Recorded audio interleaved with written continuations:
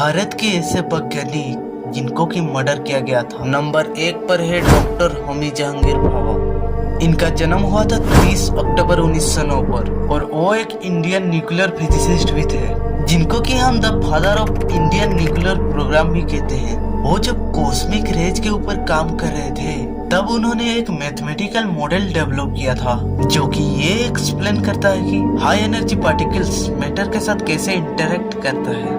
वो अपनी शिक्षा पूरी करने के बाद 1939 में भारत लौट आए।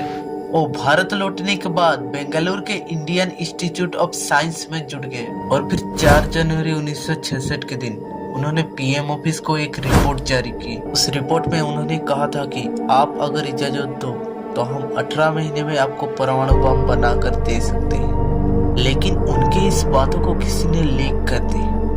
उसके बाद उन्होंने एक दिन पहले ही जिनेवा जाने वाली फ्लाइट बुकिंग करवाई थी, लेकिन किसी कारणवश उनको उनकी यात्रा को एक दिन डिले करना पड़ा और फिर उसके अगले दिन यानी कि 24 जनवरी 1966 में जब वो एयर इंडिया के फ्लाइट बोइंग 707 से जा ही रहे थे तब ठीक सुबह का 7:02 पर प्लेन 4807 मीटर एल्टीट्यूड पर बमला पहाड़ियों में टकराकर क्रैश कर गया।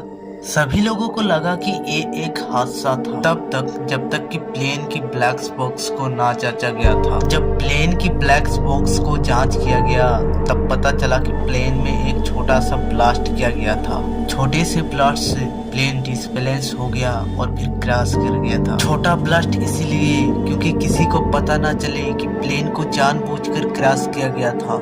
क्या आपने एक चीज का नोटिस किया कि डॉक्टर होमी जहांगीर भाभा का एक दिन का फ्लाइट डिले हो जाना और प्लेन में ब्लास्ट होना, ये एक इत्तेफाक तो बिल्कुल भी नहीं हो सकता, बल्कि ये एक सोची समझी साजिश था। कई विचारकों का मानना है कि डॉक्टर होमी जहांगीर भाभा के मर्डर के पीछे अमेरिका के CIA का हाथ था।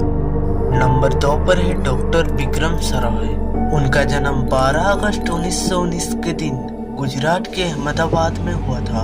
उनका सोच था कि भारत भी बाकी देशों जैसा उपग्रहों को अंतरिक्ष में भेज सके और फिर इस प्रोजेक्ट पर काम शुरू करने के लिए वो त्रिवेंद्रम के पास तुम्बा और श्रीहरिकोटा में रॉकेट लॉन्चिंग सेंटर का स्थापना की।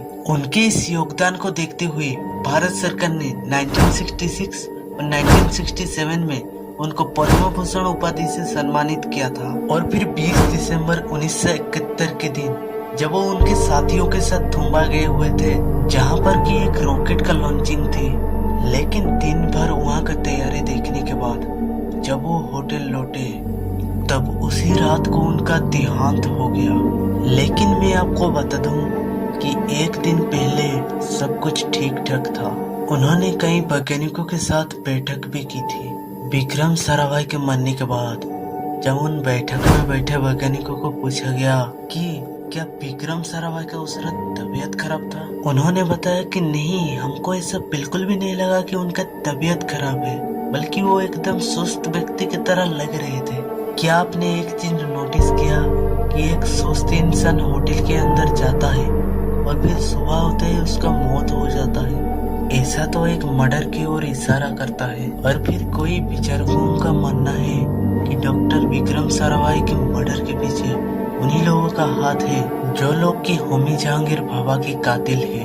डॉक्टर विक्रम साराभाई को इसीलिए मारा गया था क्योंकि वो इंडिया का स्पेस रिसर्च सेंटर इसरो का स्थापना की थी और फिर वो अगर बुढ़ापे तक जिंदा रहते तो इसरो आज वर्ल्ड का नंबर 1 स्पेस रिसर्च सेंटर बन जाता, क्योंकि विक्रम साराभाई के अंतरिक्ष विज्ञान के फील्ड में काफी आगे का सोच था। नंबर 3 पर है लोकनाथ महालिंगम। लोकनाथ महालिंगम एक न्यूक्लियर साइंटिस्ट थे। उसके साथ ही साथ वो एक बहुत बड़े तैराक भी थे। 14 जून 2009 इस दिन जब वो सुबह वॉक पर निकले, जो कि वो रोजाना निकलते हैं, लेकिन उस दिन वो फिर वापस नहीं आए। उसके बाद जब उनको ढूंढा गया तब उनकी लाश काली रिवर में मिली।